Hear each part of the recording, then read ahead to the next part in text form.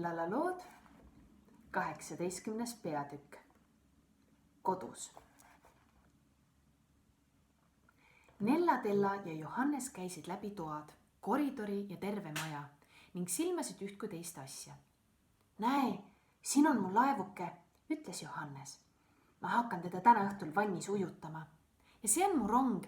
Kas mäletad veel, kuidas me temaga ringi sõitsime siis, kui me alles pisikesed olime? Jah, ja kuidas me vannis ujumas käisime, naeris Nella-Tella. Ja kuidas me nukupliidil süüa keetsime. Kui tore see oli. Mis asja sa ütlesid? Hüüdis härra Plomm, kes oli viimaseid sõnu kuulnud. Tore. Kui sinu meelest oli tore nii tibatilluke olla. Tänamatud jõnglased. Kas teil polegi enam meeles, kuidas me hirmu ja häda käes kannatasime? Muidugi on mul see meeles, vastas Nella-Tella. Ega ma ei tahagi enam tagasi pisikeseks. Minu arvates olid ainult mõned asjad hirmus naljakad. Kuidas sul õieti tundub nii pisike olla? Pöördus ta Viplala poole.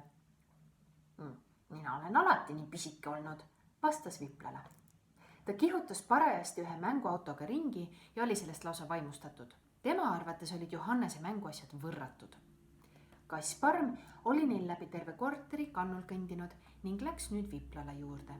Mehike ronis mänguautost välja ja istus kassi selga. Niiviisi laskis ta ennast natuke aega mööda tuba ringi sõidutada. Nella-Tella vaatas talle õrnalt otsa ja ütles. Viplala, mul on nii hea meel, et sa meiega oled. Küll sa oled meile kogu aeg suureks abiks olnud. Ükskord pead sa minuga kooli kaasa tulema. Ma peidan su oma koolikoti hästi ära, nii et keegi sind ei näe. Nii sa saad minu kooli näha. Oi, vaata, ütles Johannes. Kell on katki. Ilus vana seinakell koridoris. Sealt on inglik ära. Näe, täitsa ära. Vaata, siin ta vedelebki. Nella-Tella tuli vaatama ja tõstis inglikese maast üles. See oli kella küljest ära murtud. Nähtavasti olid seda teinud sissetungijad, kes liiga kõvasti kella müksisid. Nella-Tella hoidis inglikest peos. See oli paljas ja roosa, kuldsed tiivakesed seljas. Me peame ta ruttu oma kohale kinni liimima, arvas ta. Aga nüüd ma lähen ja panen kohvi tulele. Tõin pagari juurest ka mõned moorapead, nii et me saame hästi ja lõbusasti üheskoos kohvi juua. Kui ta kohvi kallas, ütles härra Plomm. Mul on tarvis mitut asja teha. Kõigepealt helistada doktor Vinkile ja teda tänada. Siis tuleb mul veel seal restoranis need 45 kuldnat ära maksta. Isa, kas sa mõtled seda veel maksta? Küsis Nella-Tella imestunult. Mis sina siis arvad? Ma ei salli võlgu. Pärast pean ma veel korraks sellesse vürtsipoodi sisse astuma, kus me koogi ära sõime ja igasuguseid maiustusi näksisime. Ma tahan ka seal kahjud kinni maksta. Ja me helistame Lotjele, hüüdis Johannes. Ma lähen räägin telefoniga, ütles härra Plomm. Ta võttis toru hargilt ning helistas doktor Vinkile. Sel ajal, kui ta kõneles, kuulis ta tiivaplaginat oma pea kohal, aga et ta helistamisega ametis oli, ei saanud ta sellele erilist tähelepanu pöörata. Paistab, nagu oleks mõni lind toas. Ma kuulen tiivaplaginat, ütles Johannes. Ta vaatas ringi ning hüüdis. Nella-Tella, vaata ometi! Nella-Tella vaatas ja tardus jahmatusest paigale. Mööda tuba lendles pisike roosa kuldsete tiivakestega inglike. Ta liugles nii kenasti läbi õhu ja tegi kõiksugu ootamatuid liigutusi. Ta lendas üsna härra Plommi pea kohalt üle ja sikutas teda mööda minnes üsna kõvasti juustest. Mis see on? Hüüdis härra Plomm, kes oli just äsja telefoni kõne lõpetanud. Mis see on? Ta vaatas üles ja ta suu vajus ammuli. Juba jälle, hüüdis ta. Alles me saime normaalseteks inimesteks ja jõudsime oma koju. Juba see Viplala jälle tembutab. Tõepoolest.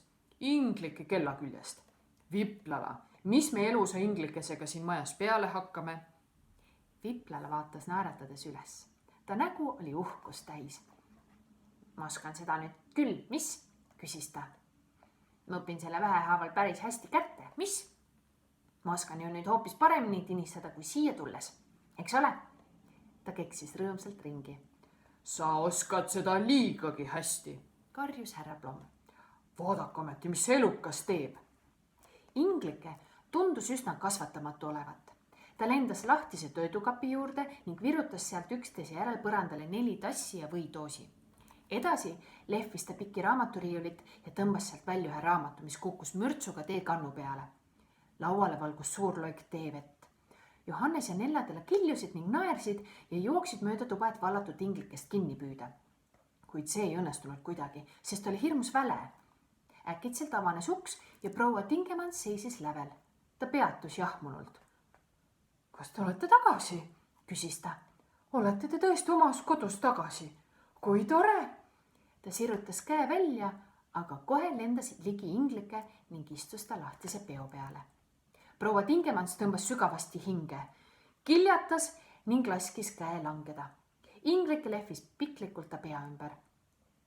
Ma näen küll, siin pole ikka veel kõik korras, hüüdis proua Tingemans tigedalt ning hirmunult. Eks ma tule siis uuesti, kui kõik jälle vanaviisi on, aga kuni siin nõidus püsib, ma küll ei tule.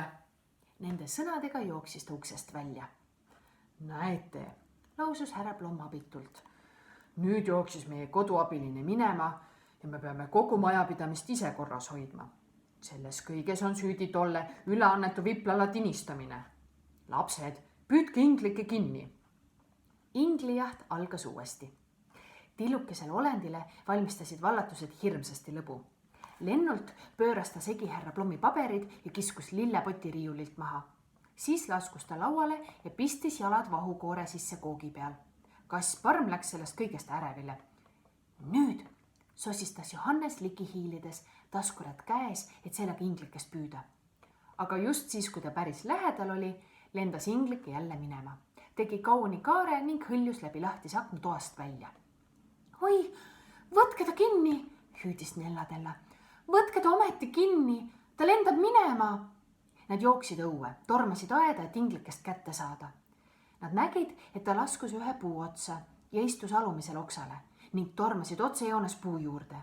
Aga niipea, kui nad käed välja sirutasid, et teda haarata, lehvitas inglik oma kullatud tiibu ja tõusis peaaegu püstloodis õhku. Nellatella, Johannes ja härra Plomm seisid aias ning vahtisid inglikesele järele. Tema kullatud tiivad helkisid päikese käes, ta tõusis üha kõrgemale, muutus üsna pisikeseks tripsuks, algul oli see trips kuldne, muutus siis tumedamaks täpiks ja kadunud ta oligi. Nad ei näinud enam midagi. Inglike oli minema lennanud.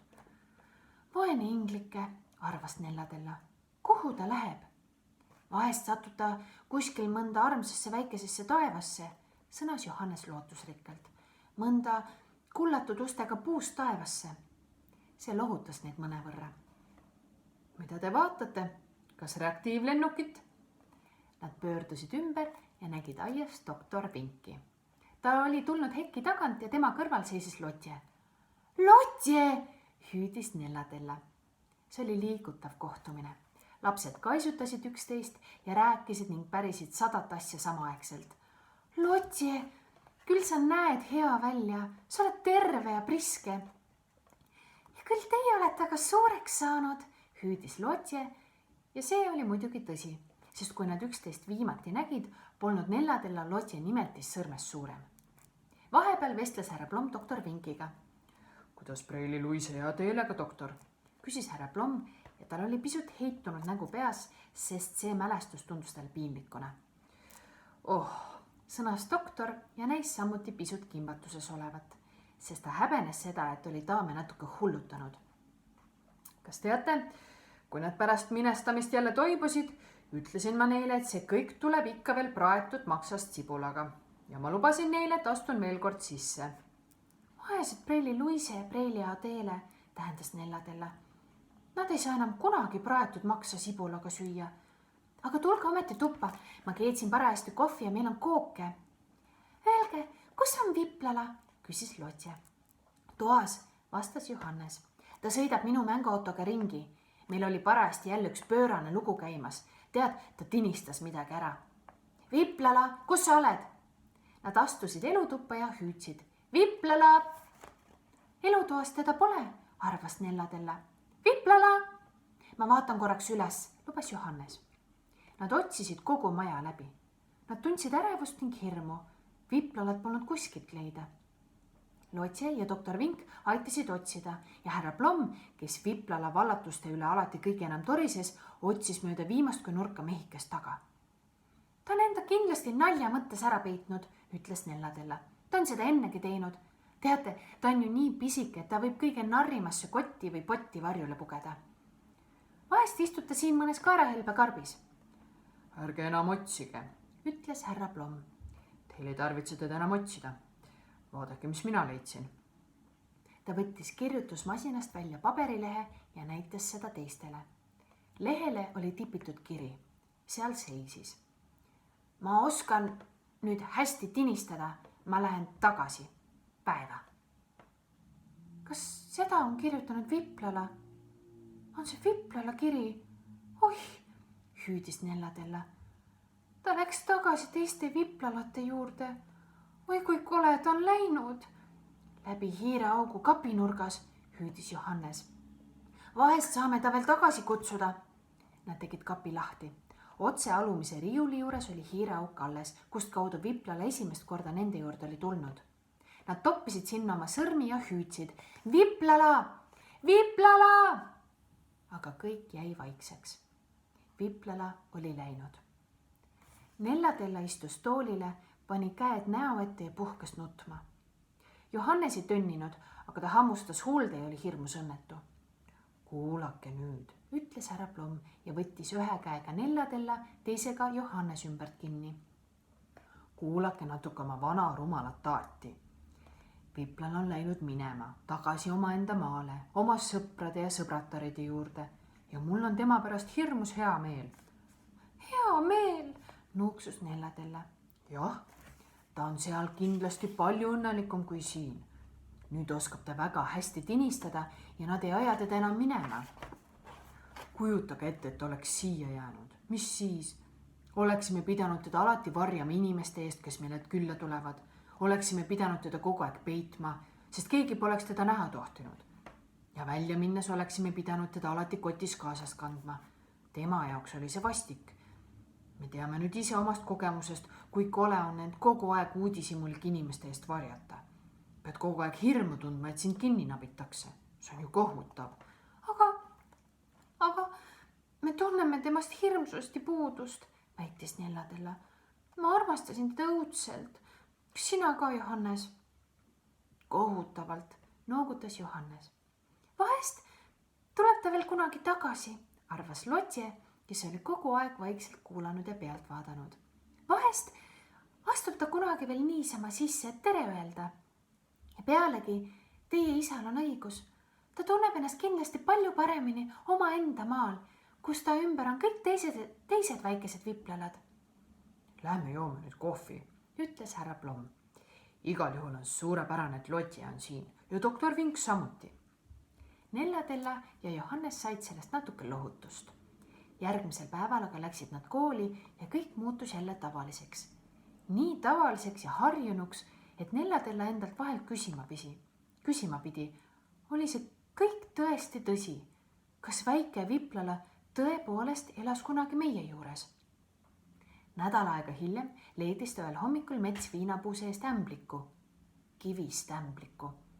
Oi, me unustasime ta tagasi tinistada, ütles Nellatella.